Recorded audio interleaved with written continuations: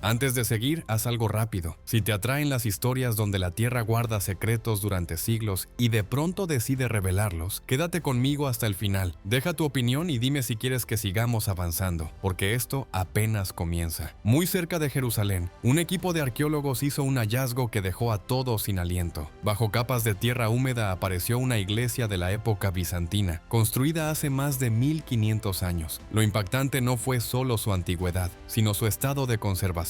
Sus formas, sus colores, sus líneas parecían recién terminadas, como si el tiempo hubiera pasado por encima sin atreverse a tocarlas. Durante 15 siglos completos, el barro de las orillas del mar de Galilea había protegido algo que nadie imaginaba que seguía allí. Durante generaciones, los estudiosos aseguraron que todo lo que Jesús dijo a sus seguidores había quedado fijado para siempre en los textos sagrados, sin huecos, sin cambios, sin restos ocultos. Pero esa certeza empezó a tambalearse cuando, en la ribera norte del lago, las palas comenzaron a hundirse en un suelo empapado de agua y memoria. No buscaban fama ni tesoros, buscaban respuestas, y lo que encontraron fue algo que nadie esperaba. Debajo de la tierra apareció un suelo de mosaico, intacto, proveniente del tiempo del Imperio Bizantino. Cada pieza estaba en su sitio, como si alguien las hubiese colocado hacía apenas unas horas. No era un adorno cualquiera. Entre los patrones geométricos se escondía un mensaje, no escrito en pergamino ni tinta, sino grabado en piedra, un mensaje atribuido directamente a Jesús y dirigido a Pedro, una orden que no aparece en ninguno de los evangelios conocidos. No era un simple detalle histórico, era una grieta en todo lo que se creía seguro. Durante años, los pescadores del lugar habían contado historias extrañas. Decían que en épocas de gran sequía, cuando el nivel del agua bajaba, surgían piedras talladas desde el fondo del lago. Algunos hablaban en voz baja de un edificio enorme, sepultado bajo el lodo, una casa grandiosa olvidada por el mundo. Muchos se burlaron de esos relatos, hasta que un nuevo grupo decidió comprobarlos por sí mismo. La excavación comenzó bajo un sol implacable. El aire estaba cargado del olor de la tierra mojada y la vegetación en descomposición. No había nada romántico en el trabajo. Era duro, repetitivo y agotador. Las bombas funcionaban día y noche para evitar que el agua invadiera las zanjas. Cada centímetro ganado era una batalla, como si el propio terreno se resistiera a ser revelado. Durante semanas, solo aparecieron fragmentos de cerámica romana y una sensación creciente de fracaso. La duda empezaba a imponerse, hasta que un golpe lo cambió todo. El sonido no fue el habitual de la tierra compacta, fue seco, metálico, piedra contra herramienta. El equipo se detuvo, comenzaron a limpiar con cuidado, retirando el lodo gris a